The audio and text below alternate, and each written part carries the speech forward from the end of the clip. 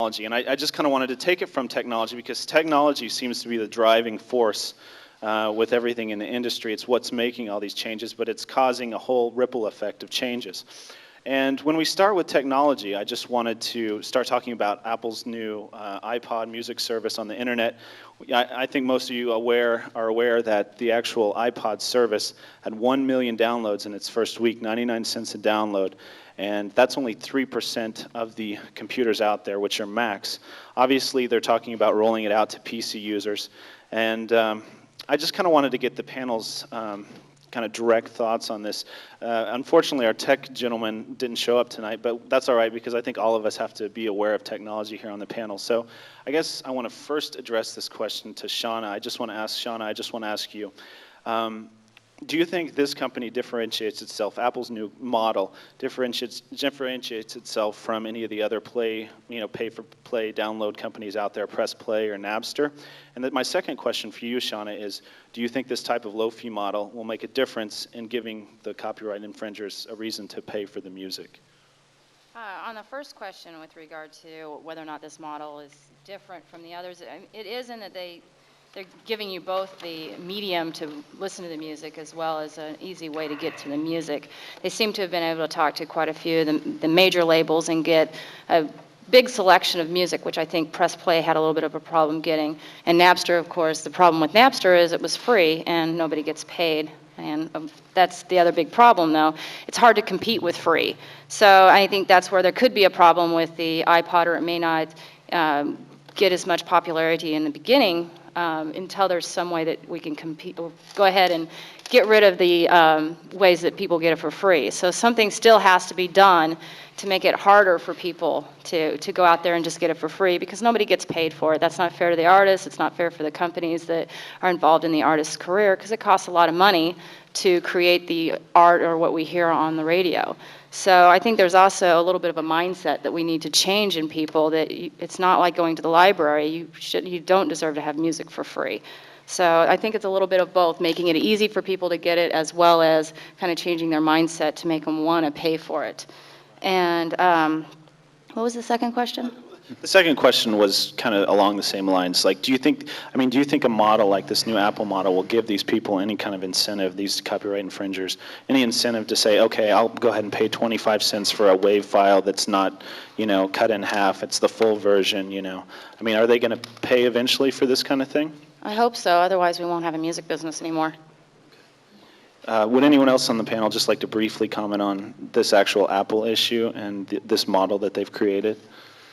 Well, I guess I'll jump in briefly. I don't know if Apple, some of you or some of us on the panel may remember emusic.com, which ultimately got sold, which I think they technically started like the 99-cent download. But I mean, of course, I will state up front that I'm a devout Apple and Mac guy, so I'm sort of thrilled to hear sort of all of this jumping in. But they're succeeding basically because Apples are masters of marketing, and they've got a huge budget. And I'm with Shauna in that I hope it catches on. It's easy to use, and I read somewhere that a guy was kind of like, "Oh, I used to do my downloads from Kazaa, but it was either bad quality or, like you said, it was cut off or this." He was just like, for my ease of use, I'd rather just pay 99 cents to my credit card and I know I'm getting the right thing, so I'm not going back. I'm just going to sort of do this, which I think that will lend itself toward this being a success. But there's a whole lot of issues attendant to it, not the least of which is the fact that me as a publisher, I know my songs are on the iTunes music service, and no one is clear yet on who's actually paying me for those downloads. So it's not as clear as it might seem in the marketing. Yeah. Anyone else just want to briefly comment on the Apple model? Or I think personally it's also very good for different music types. I know Universal have had a huge increase in their jazz catalog. Certain catalogs are very slow retail, get very low visibility, and I know in certain areas of music, I think iTunes will really, really help that. Their banner program, their advertising, and if it stimulates a lot of older catalog and introduces people into it, it's a good thing. Yeah, definitely. I think ultimately the success or failure of a lot of these sites, and we've seen a lot of them that have come up in the course of the last couple of years, as eMusic was one of them, and Apple, I guess, potentially could be another one.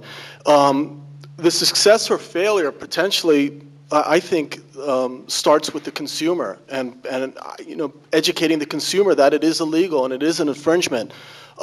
When speaking with a lot of younger people about getting downloads off the internet, you'd be surprised that a lot of them don't even realize that it's illegal. They think it's just really cool that you can get on the internet and you can download your favorite record. And so I think they're ultimately this is taking it to a street level, but there also needs to be a lot more awareness that it is an infringement. And I think the success And or also failure. the quality issue too, because a lot of these young kids maybe don't even know there's a difference between an MP3 file and a WAV file and the Interesting. sound quality.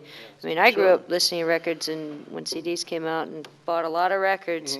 I have to admit, when Napster was rocking, I got onto it once and I'm like, oh, what happened to that song? And I'd get it. And it's like, oh yeah. And I actually bought more CDs that year when because I thought it was kind of like, well, I'm just trying this song out right now because I want to see if I want to go buy the album or not. Or I already do have the album on vinyl and I can't be bothered to transfer it into my computer. That was kind of a gray area for me. Absolutely. And with sites that... But the quality of MP3s is... Yeah, and with sites that are more controlled, obviously, there's going to be issues like you'll get better quality, and also there potentially could be customer service. And, they might actually, actually I've heard talk about these models being potentially hooked up with high destination sites like MTV.com or RollingStone.com. So, yeah, so... It's about education, totally. Yeah, absolutely, absolutely. From a very street level, I mean, taking it from there. Okay, well, say I take the pessimistic scenario and I act like devil's advocate. I just want to quote David Bowie, which most of you heard this quote. David Bowie was quoted by the New York Times last year as saying, "The absolute transformation of everything we ever thought about music will take place in the next 10 years. Music itself will become like water or electricity. Copyright will no longer exist." Keep in mind, this is David Bowie. "You better be prepared for a lot of touring because that's really the only unique situation left." And I guess I want to go ahead and address this to John Willer again, just being an A&R man and seeing a lot of bands go on tour. Do you think this is going to be the model in 10 years? I think what he might be referring to is it might be the only model where the artist has control musically and also a means of income, because an artist can be really unrecouped from a label and has really little chances of receiving any monies, where they can still go out and tour and it's one area of income where the record company can't really take it away from the artist. So he's probably referring to that in terms of artistic control. Everything else, all their other musical content is controlled by other factors, where at least an artist on stage, he's there, he's doing it, and he can decide whether he wants to tour or not. And again, if their profile is high through chart position, they can make a reasonable amount of money on the road, irrespective of their recoupment to the label. So I think that's a good thing. But I think more people want to see live performances again. I think people want to. It's an emotional thing. They want to see an artist on stage, hear the music live. I think people are sick of the whole, manufactured thing. So I think artists are encouraged to go back out and build their careers on a touring base. I think touring bands definitely have a longer chance of longevity. Careers aren't really built anymore, so they've got to do it themselves. So strong live performance is definitely an asset if you want to sort of continue in this business, I think, yeah. And I don't want to let you guys know that we're not trying to neglect the producer side. We're slowly move our way over there. We're going to get into the issues. And while we're moving ourselves over, I wanted to ask Bobby a question. We just the whole panel just reviewed our seniors' best projects here at Cal Poly, and we saw a trend of kind of do-it-yourself kind of students, especially with home recording.